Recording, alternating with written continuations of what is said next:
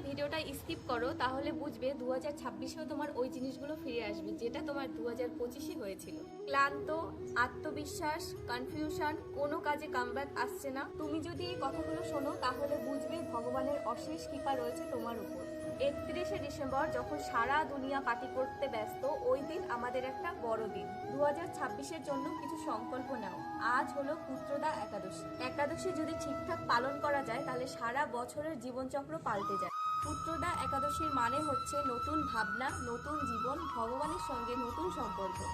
এই দিন কৃষ্ণের সব থেকে প্রিয় দিন। এই দিন সকালবেলা তাড়াতাড়ি উঠে হরে কৃষ্ণ মহামন্ত্র অনেক অনেক পাঠ করুন, গীতা পাঠ করুন এবং কৃষ্ণের বাণী বা কৃষ্ণের কথা শুনুন।